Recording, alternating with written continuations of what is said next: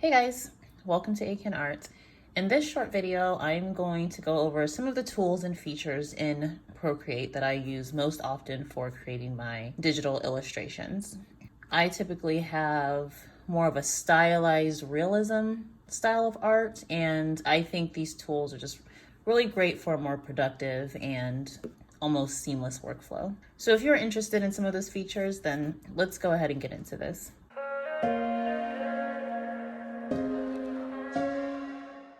So the first tool that I use a lot is the Smudge Tool, and that's found here at in this upper right corner. I typically like to use a softer, more diffused brush, kind of like this soft brush in the airbrushing brush group. I tend to like a softer finish to my artwork, so I tend to use this tool a lot. I would say maybe about 80% of my rendering process is spent just using this smudge tool. And some people like it, some people kind of have trouble using it. For me, I really love it, but I think the brush that you select for it, how opaque or how intense the brush is, I think that can really make all the difference. And I just like to use this to smooth things out, buff out some edges, kind of take out harsh lines. The next feature I use, and a feature that I find myself using quite often in my workflow, is to flip the canvas horizontally. And that's kind of under this wrench here on the upper left. And then you select to flip your canvas horizontally. Now this here is just a sketch that I'm kind of in the process of working on. Not really sure if I'm going to finish it just yet, but I figured I'll just go ahead and use it as an example. This is kind of how I'm working on it now. If I kind of wanted to check to see if I like it, to see if my proportions are right, to see if kind of how I'm laying down the structure looks accurate, like anatomically accurate, I'll flip my canvas. Because, typically when you draw or read or create anything on paper, you read it from left to right. So when you flip the canvas, it kind of forces you to sort of read it in reverse, which interrupts how you view the image. You can catch some of your mistakes that way. As you can see, there's just some inconsistencies in her arm that I would like to fix. Maybe something with the shape of her face on this side here I might want to fix, maybe even kind of edit her lips a little bit. So also, it's good, I think, to flip back and forth, maybe work on it here for a little bit, then flip it horizontally, and just kind of keep going back and forth, because you don't want to work in one view for too long so that your eyes don't adjust to it and you're no longer catching your mistakes. So a third thing on this list that I like to use a lot is the Liquify tool, or the Liquify feature. I think this is a great backup tool in case you didn't, flip your canvas enough at the beginning. This can be used really throughout your entire drawing process. I know I use it at various stages of my own drawing process. Just when I feel like I've drawn and redrawn something a million times and I, for some reason, just can't get it right. So it's under the adjustment tools toward the very bottom.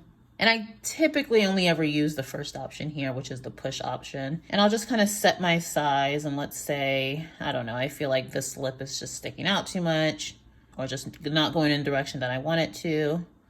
And kind of just take it in and just make those very minor edits. I wouldn't recommend relying on this tool. You should still learn the basics, learn the fundamentals, and try to get it right the first time as much as possible. Sometimes over the course of your process, you might miss something. No one's perfect. So I think this is just good to make some minor tweaks here and there. But I find myself inevitably using this at some point in my workflow. So I don't try to escape it, and I don't care if it's cheating.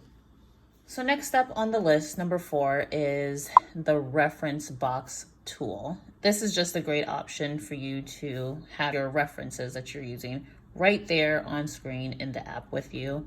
You can access it by clicking this action wrench, and under the canvas tab, kind of in the middle there, you have the option to toggle the reference on. And then you can select your image. So let's say I want to use this picture as my reference photo. It's nice that you don't have to look at a separate screen for your reference photo. If I wanted to practice my values, I can color pick directly from that reference photo and use that exact color in my piece. And sometimes it's weird color picking these things because they never look like, this does not look like the color or the value that's on his forehead. But I think it's pretty accurate, and it's just really nice to have it all in the same platform, all in the same app. Personally, I still use references a lot. I try not to rely on them for anything more than just, you know, observing angles and getting inspiration from, but I like to have whatever reference I'm working on at the ready right there for me to refer to. And finally, the fifth and final feature for this particular list is the color picking tool, which I alluded to when I was talking about the reference box. So I have a recent illustration here that I've completed. It's completely done. But let's say if I wanted to make any touch-ups or edits, rather than trying to go to the color palette and try to select which color I feel that I need, or which color that I'm looking for, which color I've used previously, especially if it's from works in the past and it's no longer in your history, I can just go on anywhere on the image and press and hold with one finger. And now I've got that image right there and ready for me to use. And it's easy for me to just color pick an image, or I'm sorry, color pick a color, and I'm using that exact color. When blending and rendering, I think it's better to use local colors directly from the image that you're creating, rather than constantly having to recreate a color or select a color from the color palette, because you're guaranteed to get a color that's very close to what you are already rendering. Plus, just from a standpoint of efficiency, it cuts down on your drawing process when it comes to selecting colors, because it's just a click and tap. I always like to use this. I think it's super helpful, and it just makes my workflow a lot easier because I'm able to get that smoother finish, which I really like, getting different colors and hues and values to mesh together pretty easily anyway. And when I couple that with using the smudge tool, it just really helps me get a smoother finish. So that's everything for this video. I have many other features that I like to use a lot in my workflow. So if you would like me to show you more short videos like these on those features, let me know in the comments below. So thank you so much for watching, and I'll see you next time.